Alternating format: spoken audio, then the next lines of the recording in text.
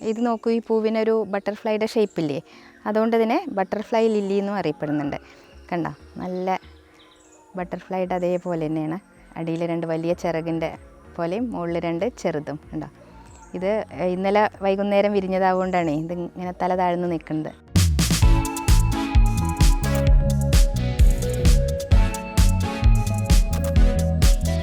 ഇന്നത്തെ വീഡിയോയിൽ എന്നും പൂക്കൾ തരുന്ന 3 പ്ലാന്റ്സിനെയാണ് കാണിക്കുന്നത്.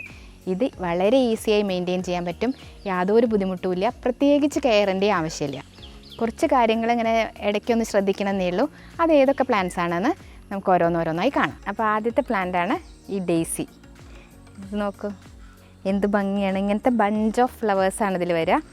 ഇത്രയൊന്നുമല്ല ഫ്ലവർ എണ്ണ ഉണ്ടാവുള്ളൂ കേട്ടോ. ഇതിന് കുറച്ചൊരു കെയർ കുറഞ്ഞു പോയി. അതായത് ഞാനിതിനെ ഫെർട്ടിലൈസ് ചെയ്യാൻ ലേറ്റായിപ്പോയി.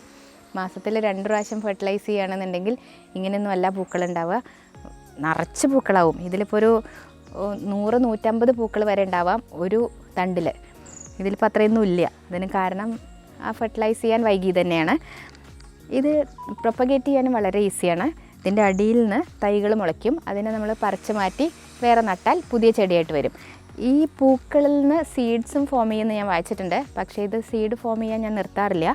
പൂക്കൾ ഫെയ്ഡായി കഴിഞ്ഞാൽ അപ്പം തന്നെ കട്ട് ചെയ്ത് കളയാണ് ചെയ്യാറ്.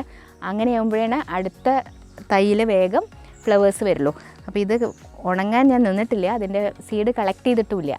ഇപ്പുറത്തേത് നോക്കൂ, ഇതിൽ കുറച്ചുകൂടെ നമ്പർ കൂടുതലുണ്ട്, മുട്ടുകളുടെ എണ്ണം കൂടുതലുണ്ട്. ഇതിൽ 2-3 എണ്ണത്തിൽ ഈ ഫ്ലവറിൻ്റെ ഈ തണ്ട് മുളച്ച് വന്നിട്ടുണ്ട്. കണ്ടോ, ഇതിലിവിടെയൊക്കെ നിറച്ച് ചെറിയ തൈകളും ഉണ്ട്. ഇതിനൊക്കെ നമുക്ക് ഡിവൈഡ് ചെയ്യാം. ഇതിൻ്റെ ഉള്ളിൽ കൂടെയൊക്കെ വേറെ എന്തെങ്കിലും ചെടികളൊക്കെ മുളയ്ക്കുന്നുണ്ടെങ്കിൽ അതൊക്കെ പറിച്ച് കളയണം. ഇല്ലെങ്കിൽ ന്യൂട്രിയൻസും ഇതൊക്കെ അവർ വലിച്ചെടുക്കും. ഇതിൽ ഫ്ലവർ ഫെയ്ഡായി കഴിഞ്ഞാൽ അപ്പോൾ കട്ട് ചെയ്ത് കളയാണ് വേണ്ടത്. അത് കട്ട് ചെയ്ത് കളഞ്ഞിട്ടില്ലെങ്കിൽ എന്താ അറിയോ, ഇത് സീഡ് ഫോം ചെയ്യാൻ വേണ്ട എനർജിയൊക്കെ ഈ പ്ലാന്റ്സിന് എടുക്കേണ്ടി വരും. അപ്പോൾ ആ എനർജിയൊക്കെ സേവ് ചെയ്യാൻ പറ്റും നമ്മളത് കട്ട് ചെയ്ത് കളഞ്ഞാൽ. അപ്പോൾ ബാക്കിയുള്ളതിൽ കൂടുതൽ ഫ്ലവേഴ്സ് നമുക്ക് കിട്ടും. അതിന് വേണ്ടിയിട്ടാണ് റെഗുലറായി നമ്മൾ പൂവ് വാടിക്കഴിഞ്ഞാൽ അപ്പോൾ കട്ട് ചെയ്ത് കളയണം എന്ന് പറയുന്നത്. ഇതിൻ്റെ പൂക്കൾ വിരിഞ്ഞു കഴിഞ്ഞാൽ കുറേ ദിവസം ഇത് വാടാതെ നിൽക്കും. അപ്പോൾ ഈ പൂക്കളിങ്ങനെ വിരിഞ്ഞാൽ കുറേ ദിവസം ചെടിയിൽ ഇങ്ങനെ പൂവുണ്ടാകുമ്പോഴേ നല്ല ഭംഗിയാണ്. ഇതിനെ നിലത്തും വേണമെങ്കിൽ വെക്കാം. മഴക്കാലത്ത് ഇതിനെ മണ്ണിൽ നിർത്തുകയാണെങ്കിൽ അത് ചീഞ്ഞു പോയൊരു അനുഭവം എനിക്കുണ്ടായിട്ടുണ്ട്. പിന്നെ ചട്ടിയിലുണ്ടായത് മാത്രമാണ് ബാക്കിയത്. നിലത്ത് വെച്ചിട്ട് അത് നല്ല ഭംഗിയായിരുന്നു. വേനൽക്കാലത്തൊക്കെ നിറച്ച് പൂ കിട്ടിയിരുന്നു. പക്ഷേ മഴ പെയ്തപ്പോൾ അത് ഓരോന്നോരോന്നായിട്ട്, സ്ഥിരം മഴ നിന്നപ്പോൾ അത് ഓരോന്നോരോന്നായിട്ട് പോയി. അപ്പോൾ വല്ലാതെ മഴ കൊള്ളാണ്ട് അതിനെ നിർത്തണം. പക്ഷേ ഇതിൻ്റെ കെയറിൽ ശ്രദ്ധിക്കാനുള്ളത് എന്താ അറിയോ, ഇതിന് നല്ല മോയ്സ്ചർ വേണം. അപ്പോൾ വേനൽക്കാലങ്ങളിൽ നമ്മൾ 2 നേരം നനയ്ക്കണം. അതേപോലെ മാസത്തിൽ 2 പ്രാവശ്യം ഫെർട്ടിലൈസ് ചെയ്യണം. ഇതിന് വേണ്ട സൺലൈറ്റിൻ്റെ റിക്വയർമെൻറ്റ് എങ്ങനെയെന്നുണ്ടെങ്കിൽ ഇവിടെ ഒരു 8 മണി മുതൽ എനിക്ക് വെയിൽ കിട്ടും. ഒരു 8 മണി മുതൽ 12 മണി വരെയൊക്കെയാണ് വെയിൽ ആവശ്യമുള്ളൂ. ആഫ്റ്റർനൂൺ വെയിൽ കിട്ടിക്കഴിഞ്ഞാൽ ഭയങ്കര ബുദ്ധിമുട്ടാണ്. നല്ല ചൂടുള്ള ആ വെയിൽ തട്ടിക്കഴിഞ്ഞാൽ അതിൻ്റെ ആവശ്യത്തിനില്ല. ഒരു 4 മണിക്കൂർ മുതൽ 6 മണിക്കൂർ വരെ വെയിൽ കിട്ടിയാൽ മതി. അതിനപ്പുറത്തേക്ക് വെയിലിൻ്റെ ആവശ്യമില്ല. എന്നാൽ തന്നെ നല്ല ഭംഗിയിൽ പൂ വിരിയും. അപ്പം രാവിലത്തെ സൺലൈറ്റ് കിട്ടുന്ന ഭാഗത്ത് സെറ്റ് ചെയ്യുക. അങ്ങനെയാണെങ്കിൽ ഇത് നല്ല ഫ്രഷായി നിൽക്കും ചെയ്യും, പൂവ് കുറേ കാലം നിൽക്കും ചെയ്യും. വല്ലാതെ വൈകുന്നേരത്തെ വെയിൽ കൊണ്ടു കഴിഞ്ഞാൽ ഈ പൂവൊക്കെ പെട്ടെന്ന് വാടി നാശമായി പോകണമെന്നാണ് കണ്ടിട്ടുള്ളത്. അതുകൊണ്ട് ഒന്ന് ഈവനിങ്ങിലേക്കുള്ള വെയിൽ കിട്ടാത്ത ഭാഗത്തേക്ക് സെറ്റ് ചെയ്യുക. അത്രയാണ് ഇതിൻ്റെ കാര്യങ്ങൾ ശ്രദ്ധിക്കാനുള്ളൂ. അടുത്ത പ്ലാന്റാണ് എപ്പീഷ്യ. ഈ എപ്പീഷ്യയും ഡെയ്സിയും സബ്സ്ക്രൈബേഴ്സ് റിക്വസ്റ്റ് ചെയ്തിട്ടുണ്ടായിരുന്നു, അതിൻ്റെ കെയർ കാണിക്കുമെന്ന് ചോദിച്ചിട്ട് കമൻറ്റ് ചെയ്തിട്ടുണ്ടായിരുന്നു. ഇത് രണ്ടും സെപ്പറേറ്റായി ചെയ്യാൻ മാത്രം ഇല്ലാത്തതുകൊണ്ട് രണ്ടും കൂടെ ഒന്നിച്ച് ഒരു വീഡിയോയിൽ ഉൾപ്പെടുത്തിയിരിക്കുകയാണ്. ഇത് നോക്കൂ, ഇതും വളരെ ഈസി ആയിട്ട് കെയർ ചെയ്യാൻ പറ്റും. ഇതിൻ്റെ ലീഫിൽ കണ്ടോ ഒരു സിൽവർ പാച്ച് ഉണ്ട്, അതേപോലെ നല്ല റെഡ് ഫ്ലവേഴ്സും. അപ്പോൾ ഈ സിൽവർ പാച്ചുള്ള ഗ്രീൻ ലീഫും അതേപോലത്തെ റെഡ് ഫ്ലവറും കൂടെ കൂടി അതിന് നല്ല ഭംഗിയാണ്. ഇതിനും നല്ല മോയ്സ്ചർ കണ്ടൻറ്റ് ഉള്ള മണ്ണാണ് വേണ്ടത്. നല്ല പോലെ നനവ് വേണം. നനവ് കുറഞ്ഞു കഴിഞ്ഞാൽ ചെടിയുടെ പൂവും കുറയും, ലീഫിൻ്റെ ഒക്കെ ഭംഗിയും കുറയും. അപ്പോൾ ഞാനിതിൻ്റെ അടിയിലൊരു പാത്രം വെച്ചിട്ടുണ്ട്. കുറച്ച് വെള്ളം എപ്പോഴും ആ പാത്രത്തിലുണ്ടാവും.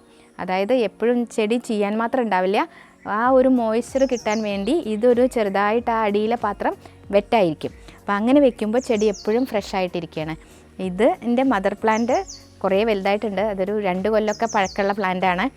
അതിപ്പോൾ ഒരു വൃത്തിയില്ലാതായിട്ടുണ്ട്. പക്ഷേ അതിന്ന് പ്രൊപ്പഗേറ്റ് ചെയ്യാൻ കുറേ പ്ലാന്റ്സിനെ ഉണ്ടാക്കാമെന്ന് വിചാരിച്ചിട്ട് അതിനിപ്പോഴും അതേപോലെ മെയിൻറ്റെയിൻ ചെയ്തിരിക്കുകയാണ്. അത് നോക്കി നോക്കൂ, കണ്ടോ അതിൻ്റെ വൃത്തിയൊക്കെ കുറഞ്ഞിട്ടുണ്ട്, പക്ഷേ ഇപ്പോഴും പൂക്കൾ നിറയുണ്ട്. ഇവിടെയൊക്കെ കണ്ടോ ലീഫെല്ലാം പോയി ഒരു വൃത്തിയില്ലാതെയായിട്ടുണ്ട്. പക്ഷേ ഇതിനൊക്കെ നമ്മളൊക്കെ കട്ട് ചെയ്ത് വെച്ചിട്ടുണ്ടെങ്കിൽ അത് പുതിയ പ്ലാന്റായി മാറും. ഈ എപ്പീഷ്യയുടെ കെയറും വളരെ ഈസിയാണ്. ഇത് ഇവിടെ സെറ്റ് ചെയ്ത കാരണം കൊണ്ടേ രാവിലെ നേരത്തെ കുറച്ച് വെയിൽ ഇതിന് കിട്ടും. അതേപോലെ മണ്ണ് എപ്പോഴും മോയിസ്റ്റായി നിൽക്കാനും ശ്രദ്ധിക്കുക. ആ നനവ് എപ്പോഴും വേണം. സോയിൽ ഡ്രൈ ആയി കഴിഞ്ഞാൽ ചെടിയുടെ ഭംഗി പോവും. ഇതേപോലെ പഴുത്ത് ഇലകളൊക്കെ പഴുത്ത ഒരു ഭംഗി ഇല്ലാണ്ട് പോവും. ഇതിൽ മണ്ണ് കുറച്ച് ഡ്രൈ ആയിട്ടിരിക്കുന്നുണ്ട്. ഇതിന് ഞാൻ അന്ന് ഇത് കേടാവാൻ തുടങ്ങിയില്ലേ വിചാരിച്ചിട്ട് അങ്ങനെ എന്നൊന്നും 2 നേരം നനയ്ക്കില്ല. 2 നേരം നനയ്ക്കണം ഇതിനെ. കാരണം കുറേ വലിയ ചെടിയായിട്ടുണ്ടല്ലോ, നിറച്ച് ലീഫ് ഉണ്ടല്ലോ. അപ്പോൾ ഈ വെള്ളത്തിൻ്റെ റിക്വയർമെൻറ്റ് അതിൻ്റെ നമ്പർ ഓഫ് ലീഫിനെയും ഇതൊക്കെ ആശ്രയിച്ചിരിക്കും. കുറേ ലീഫ് ഉണ്ടെങ്കിൽ കൂടുതൽ വെള്ളം വേണ്ടി വരും. അതൊക്കെയാണ് നമുക്ക് ശ്രദ്ധിക്കാനുള്ളത്. ഇതിനും ഈ പൂക്കൾ ഉണ്ടാവുന്ന എല്ലാ ചെടികൾക്കും കറക്റ്റായി നമ്മൾ ഫെർട്ടിലൈസ് ചെയ്താലാണ് റെഗുലറായി നമുക്ക് പൂക്കൾ കിട്ടുള്ളൂ. അതാണ് ശ്രദ്ധിക്കാനുള്ള. പൂക്കൾ കിട്ടുന്ന ചെടികൾക്ക് പൊട്ടാസ്യം റിച്ച് ഫെർട്ടിലൈസർ ഉപയോഗിക്കണം. അപ്പോൾ എപ്പോഴും പൂക്കൾ കിട്ടും. ഞാൻ NPKയും അതേപോലെ കുറച്ച് പൊട്ടാഷ്യം കൂടെ മിക്സ് ചെയ്ത് അതാണ് കൊടുക്കുക. അതേപോലെ കമ്പോസ്റ്റും എല്ലുപൊടിയും കൂടെ മാറ്റി മാറ്റി കൊടുക്കും. ഒരു പ്രാവശ്യം ഓർഗാനിക് ഫെർട്ടിലൈസർ ഉപയോഗിച്ചാൽ ഒരു പ്രാവശ്യം കെമിക്കൽ ഫെർട്ടിലൈസർ ഉപയോഗിക്കും. അങ്ങനെ മാറ്റി മാറ്റി ഉപയോഗിക്കും. മണ്ണ് എപ്പോഴും നനവുണ്ടാവണം. മണ്ണ് ഡ്രൈ ആവാൻ സമ്മതിക്കരുത്. നേരെ മറിച്ച് അതിൽ വെള്ളം കെട്ടി നിൽക്കാനും പാടില്ല. ഈ കാര്യങ്ങളെ ശ്രദ്ധിക്കാനുള്ളൂ. എന്നാൽ എപ്പോഴും പൂവുണ്ടാവും. ഇങ്ങനെ നിറച്ച് ഈ ചുവപ്പും പച്ചയും കൂടെ നല്ല ഭംഗിയാണ് കാണാൻ. ഇത് എപ്പീഷ്യയുടെ തന്നെ വേറൊരു വെറൈറ്റിയാണ്. ഇതിൻ്റെ ലീഫ് കണ്ടോ വേറെ കളറാണ്. ഈ എപ്പീഷ്യയ്ക്ക് ഒരുപാട് വെറൈറ്റീസ് ഉണ്ട്. 80ഓളം വെറൈറ്റീസ് ഉണ്ടെന്നാണ് കേട്ടിട്ടുള്ളത്. എൻ്റെ അടുത്ത് പക്ഷേ ഈ 2 എണ്ണം മാത്രമേ ഉള്ളൂ.